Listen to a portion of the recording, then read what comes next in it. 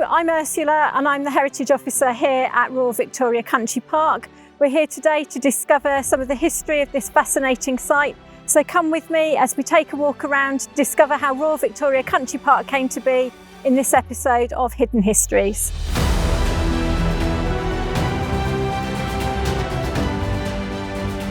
The Royal Victoria Hospital was built at the suggestion of Queen Victoria in response to the poor conditions experienced by soldiers wounded during the Crimean Wars. Once the site was identified, land was purchased from the vast Chamberlain family estate here at Netley. The hospital was built between the rivers Itchen and Hamble, and the area became known locally as Spike Island. Queen Victoria laid the foundation stone for the hospital in a ceremony here in May 1856, and we're going to go and take a look at the foundation stone now. Underneath the foundation stone, they placed the signed plans of the hospital and a box containing a Victoria Cross medal, the first that was made and the only one given without a named recipient. As well as that, a set of Crimean War medals and coins of the realm that were in use at that time. Construction of the hospital began in 1856. It took 7 years to complete, and the hospital opened to patients in March 1863. When the hospital was built, it was the world's longest brick-built building, around 1/4 mile long. Where we are now, we're standing inside what was the hospital corridor that ran the full length of the building. The hospital had 138 wards with beds for around 1,000 patients, split into a medical wing on one side and surgical wing on the other. Where the garden is in front of the chapel today, that was an administration block for the hospital, with the offices for the hospital's chief of staff and their clerks, and the waiting room and initial examination rooms for the patients. Here, where we've just reached, is where one of the main operating theatres was, on the ground floor.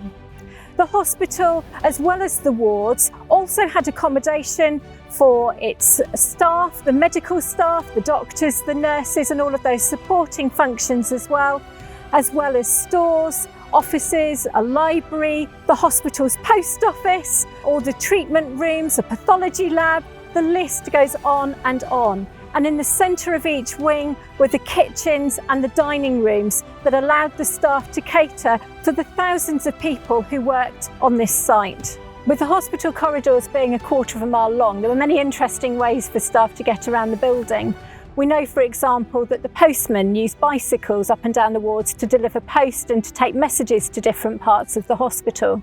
In the Second World War, control of the hospital was handed over to the Americans in the build-up to the D-Day landings, and it's said that they drove jeeps up and down the wide hospital corridors. They were certainly wide enough for them to be able to do that, although there were steps and doorways that it might have made that tricky. We can't prove whether that story's true or not, but as they say, never let the truth get in the way of a good story. The walls and gate behind me surround Victoria House. When the hospital was here, this was known as D Block, the psychiatric treatment centre at the hospital. In the First World War, this is where patients suffering from shell shock were brought to be assessed and treated. This included the war poet Wilfred Owen, who was assessed here at Netley as a patient in the Red Cross Hospital for 9 days after being brought back from France, suffering from what was then called nervous exhaustion. This part of the hospital, the psychiatric hospital, was the bit that stayed open the longest. It didn't in fact close until 1978. Now it's part of Hampshire Police Southern Training Headquarters. Despite its size and grand appearance, the hospital wasn't well designed, and its design was heavily criticised both by Florence Nightingale and the then Prime Minister, Lord Palmerston. For example, all the wards for the hospital came off from the corridor facing towards the back, where it was colder and darker, rather than towards the sunny south-facing Southampton water. There was poor ventilation. Florence Nightingale raised concerns about infection control, and the air being mixed up in the hospital corridor meant that there were nasty smells throughout the building, what she described as a hospital atmosphere. There were many parliamentary commissions held to look at the state of the building and the choice of site. At one point, they even thought about not building it as a hospital, but instead turning it into an army barracks. So I guess we're quite fortunate with what they did do with it in the end. The Royal Victoria Hospital was built on Southampton Water, so it was easy for patients to be brought in by ship. A pier was built behind me here that extended 170 metres out into the water for the hospital ships to dock. However, it was only about half its original planned length. It didn't go out to the deep water channel, and that meant that patients instead had to be transferred onto shallower draft vessels to be brought into the pier and taken up the path into the hospital building. Later, the hospital ships were sent into Southampton docks, where patients could then be brought round by road or later on the railway. During the Second World War, a break was made in the pier to prevent it from being used in the event of any German invasion. It was never repaired, and the pier itself was demolished by the 1950s. With all the problems with the pier, patients had to be brought to the hospital by train. Initially, the railway line only ran as far as Netley station, but in 1900, again at the request of Queen Victoria, a branch line was built that came right in here at the back of the hospital site. In fact, on her very last visit to the hospital in 1900, Queen Victoria used this railway branch line and described it as a remarkable achievement. It was quite tricky at times for the trains to navigate the gradient here. In fact, the weight of the trains with all their heavy hospital carriages meant that sometimes they had to have a locomotive at each end to travel the 3/4 of a mile long length of line. We're now going to head down to the Netley Military Cemetery, which is just a short walk about 10 minutes away at the back of the hospital site.